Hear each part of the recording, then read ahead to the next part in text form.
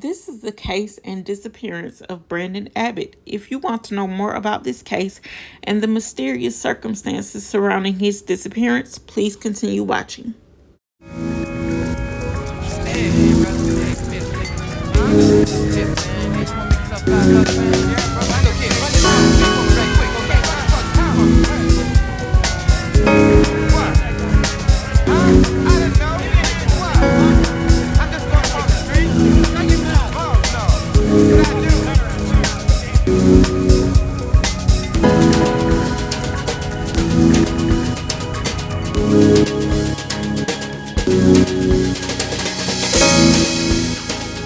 You are watching Roll a Mile in My Shoes TV.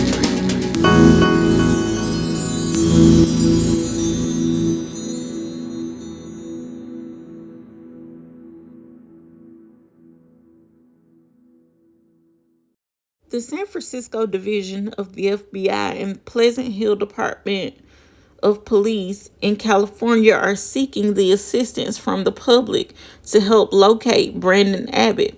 Brandon went missing from his residence in Pleasant Hill, California, sometime between 10 p.m. on Sunday, January 16th, 2022, and at 9 a.m. on Monday, January 17th of 2022. He has not been seen or heard from since his disappearance. Brandon's date of birth is listed as January 4th, 2007.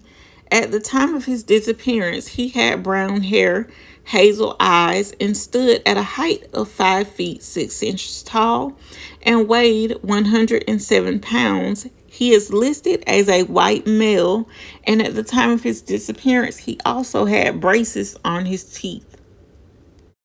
It is important to note that although Brandon and his sister Jade lived in Pleasant Hill, California with their father Andrew, their mother Dawn lived in Redding.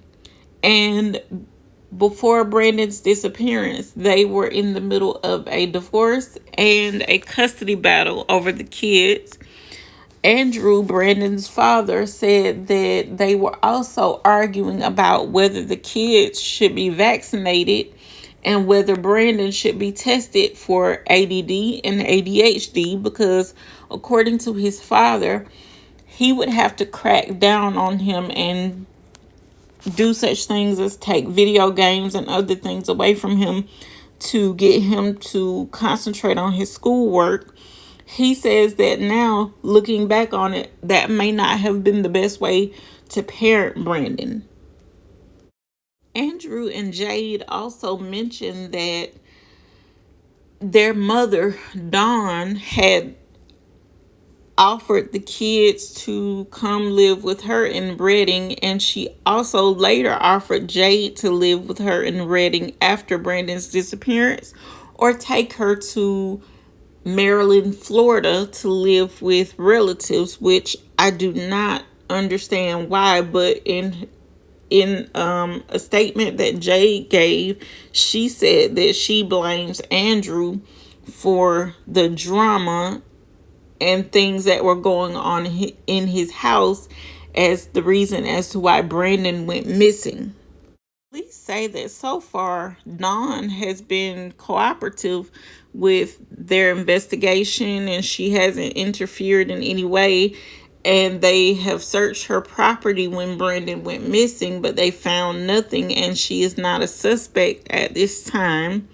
But Jade did make another statement and say that after her brother had been missing for a while, one day Dawn showed up at her school, which was College Park High School, and made the offer to her to move her to Redding where she lived, or take her to Maryland, Florida to live with relatives. And Jade told her, I don't really want to talk to you right now, because she assumed that, since her brother was missing, she knew where her brother was and she probably had something to do with her brother.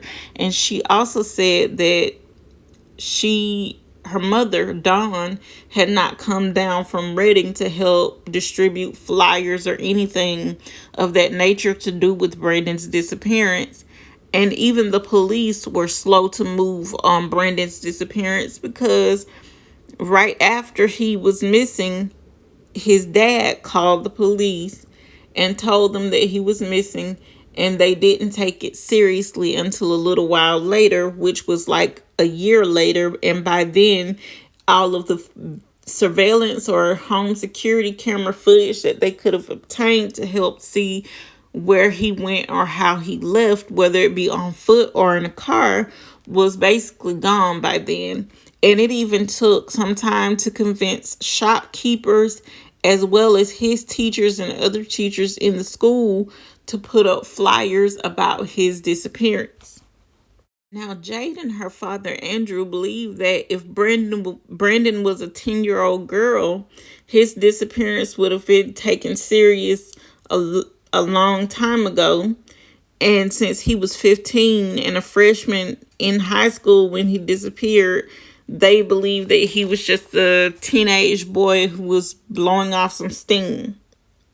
Now, this is where the case gets weird to me, because Jade said right after her father noticed that Brandon was missing, she approached a man who was playing basketball in his driveway with his son, and she asked him, had he seen Brandon? And she said that the man asked her, well, how do you know he's missing? Just give him 24 hours. He probably just ran away to blow off some steam because, teenage boys get angry. And she said his son was standing right there, and she doesn't understand how, the man could have an attitude about her looking for his brother. Her looking for her brother. Now, in my opinion, they need to go back and question that man a little bit more thoroughly if they haven't already. And they also need to go and conduct another search of the mother's property. And even, as strange as it may sound, look in walls or behind furniture or in small crawl spaces, because how many times have children gone missing and they have been found safe and sound in the home of a relative or the other parent in a small crawl space? Or even, I think there was a case of a boy who went missing a couple of years before he was, reported missing, and he was found in his grandmother's home safe and sound in a crawl space in a cutout in the wall that she covered with a I think it was either a wardrobe or something like a console table or a cabinet or something. But he was found there and he was safe and sound. So I think they need to look at all those options as well to see if they could find Brandon. Something is telling me that this mother knows more than she's letting on, and that is why I feel like she needs to be questioned a little bit more, because she's offered to move the kids, to live with her before, and even offered Jade to go live with the family member in Florida, Maryland, Florida. So I feel like she might know where Brandon is.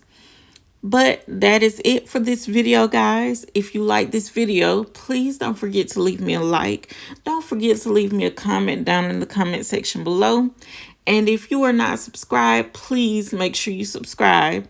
And until next time, guys, thanks for watching, and I'll see you on the next one.